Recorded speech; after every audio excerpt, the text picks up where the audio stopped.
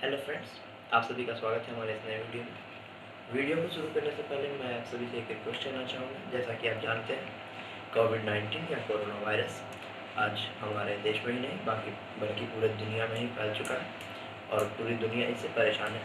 तो हमारे सरकार ने इससे बचने के लिए कुछ उपायों का सुझाव दिया है, तो आप उन सभी को मानें और सरकार द्वारा लागू किए नियमों का पालन करें, जैसे कि सोशल डिस्टेंसिंग और लॉकडाउन का जो नियम है उसका भी पालन करें। उसके अलावा जो अपनी सावधानी बरतें, जैसे कि हाथ धोते रहें, किसी से बीमार व्यक्ति से ना मिलें। तो चलिए आज का वीडियो शुरू करते हैं। तो जैसे कि आपने देख लिया है कि हमारे वीडियो का टॉपिक है the rise of nationalism in Europe. तो सबसे पहले हम जान लेते हैं नेशनलिज्म होता क्या है। Nationalism is a feeling. Nationalism एक देशभक्ति की भावना होती है जो हर व्यक्ति के अंदर होनी ही चाहिए। ये भावना हमारे अंदर होती है, इससे हमें यह फील आता है कि हमारा देश सबसे अच्छा है, हमारा देश सभी देशों से अच्छा है, हमें अपने देश पर गर्व है। इस तरह की जो भावनाएं आती हैं उन्हें हम नेशनलिज्म कहते हैं, यानी देशभक्ति। तो इस चैप्टर में हम ये देखेंगे कि किस तरह से यूरोप में नेशनलिज्म का लोगों के अंदर बहुत ज़्यादा जल्दी फैला, किस तरह से लोगों के अंदर देशभक्ति जागरूक हुई। जैसे कि आप इंडियन हिस्ट्री में भी आप देखा होगा आप लोगों ने कि जब ब्रिटिश रूलर्स जब थे, उन्होंने जब बहुत ज़्यादा अत्याचार किए, तो हमारे जो इंडिया के लोग थे उनके अंदर नेशनलिज्म बहुत तेज़ी से फैला, काफ़ी तेज़ी से देशभक्ति की भावना फैली और उन्होंने काफ़ी अच्छा उसके बाद रिवॉल्ट हुआ, जिसका आज परिणाम है कि हम आज़ाद हैं। तो चलिए आगे बढ़ते हैं। In 1848, Patrick Soares, a French paint artist, painted 4 series of uh,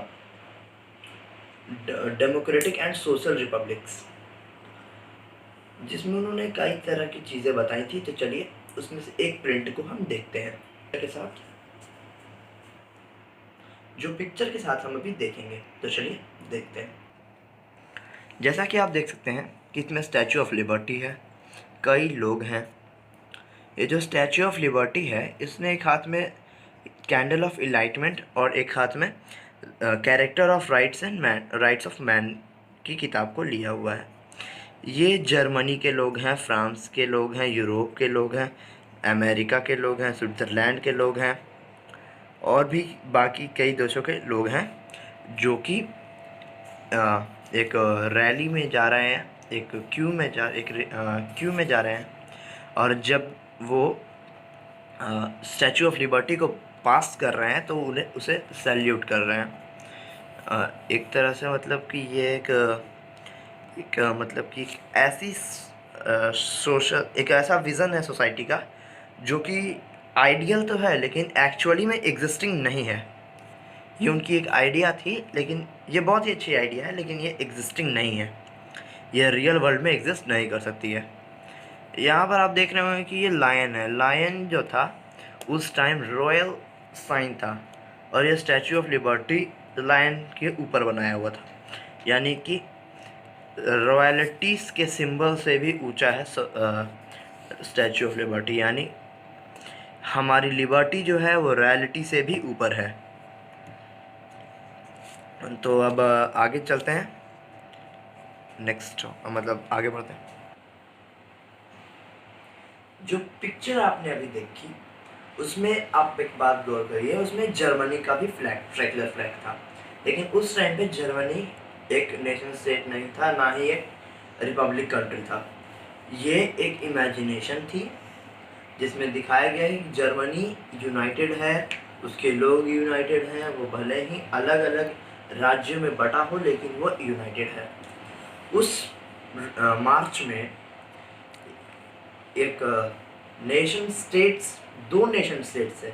nation states का नाम था यूएसए और स्विट्जरलैंड। नेशन स्टेट्स उस टेरिटरीज को कहते हैं, उन राज्यों को कहते हैं, उन देशों को कहते हैं जिनकी नेचुरल बाउंड्रीज सराउंडेड हो, यानी कि जो बाउंड्रीज वो किंगडम जीत कर ना बनाया गया हो, जो कि नेचर के द्वारा बनाई गई हो, जैसे कि पहाड़, नदियाँ इत्यादि। तो चलिए आगे देखते हैं।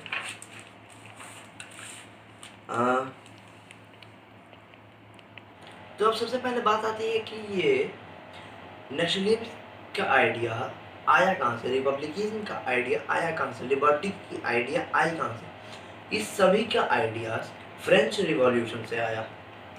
आपने पढ़ा भी होगा कि फ्रेंच रिवॉल्यूशन के बाद पूरी दुनिया में वहाँ से लिबर्टी, फ्रैटर्निटी, रिपब्लिकिज्म, नेशनलिज्म सबकी आइडियाज पूरे वर्ल्ड में वहाँ से ट्रांसफर हुई। फिर बात आती है कि उस सबके आइडियाज आए कैसे वहाँ के लोगों में। तो जब फ्रांस रिपब्लिक हुआ था तो उससे पहले वहाँ एक डिक्टेटर का रूल आया था, नेपोलियन बोनापार्ट। नेपोलियन बोनापार्ट एक मसीहा भी था, एक डिक्टेटर भी था। वो एक एब्सोल्यूट मोनार्क था। मोनार्क और डिक्टेटर क्यों था ये भी हमें पता है, आपने नाइन्थ क्लास में पढ़ चुके हैं आप लोग कि उसे डिक्टेटर क्यों कहा गया, मसीहा के, जबकि वो मसीहा वहाँ के लोगों ने उसे कहा था। नेपोलियन की काफ़ी ऐसे पॉलिसीज़ थे जिससे फ्रांस में काफ़ी तब्दीली आई, काफ़ी जल्दी वो डेवलपमेंट हुआ उसका। जैसे कि उसने फिक्स्ड मेजरमेंट फिक्स कर दिया, वेइंग सिस्टम फिक्स कर दिया। फिर जैसे कि अगर आपको फ्रांस में ही है, आप किसी एक सिटी में, वहाँ 70 kg का होता है अगर 100 रुपीज़, और किसी और जगह गए तो वहाँ 50 kg का 100 रुपीज़ हो जाता है। तो ये तो दिक्कत है। अगर कोई इंसान यहाँ का रहने वाला, किसी दूसरी जगह का रहने वाला है, वहाँ सस्ता चीज़ मिल रहा है उसे, तो वो बाहर जाएगा, और वहाँ अगर वो चीज़ महंगी है तो वहाँ उसका डिस्प्यूट हो जाएगा, वहाँ उससे किसी से लड़ाई हो जाएगी कि आप मुझे महंगा दे रहे हो, मैं जहाँ रहता हूँ वहाँ सस्ता है ये चीज़। फिर कुछ लोकल लैंग्वेजेस भी थे वहाँ, तो वहाँ से उन लैंग्वेज को हटा दिया गया। एक फ्रेंच एक मोस्ट स्पीकिंग लैंग्वेज बना दी गई वहाँ, जैसे आज यहाँ हिंदी है इंडिया में। वर्ल्ड की मोस्ट स्पोकन लैंग्वेज मैडरन चाइनीज़ है। उसी तरह से वहाँ की जो एक ऑफिशियल लैंग्वेज थी उसे वहाँ की कॉमन लैंग्वेज बना दिया गया, फ्रेंच को। उसके बाद अब बात आता है कि नेपोलियन का जो इतने अच्छे काम कर रहा था तो उसे डिक्टेटर या एब्सोल्यूट मोनार्क क्यों कहा गया। तो उसका एक रीज़न था कि उसने धीरे धीरे अपनी जो आर्म फोर्स थी वो रेगुलर फोर्सेस की तरह इधर मतलब फ्रांस की सिटीज़ में ही इन्वेडिंग करते हुए दिखाई देने लगी, और वो लगातार अपनी टेरिटरी को इंक्रीज़ किए जा रहा था। तो वाटरलू में उसे हारना पड़ा। तो thank you friends for watching the video till the end, और हमारे नेक्स्ट वीडियो का टॉपिक होगा the French revolution and the idea of the nation. So तब तक के लिए गुड बाय। एंड जो हमारे चैनल पर न्यू है वो हमारे चैनल को जब सब्सक्राइब करें, और वीडियो पसंद आए तो लाइक, शेयर और कमेंट करें।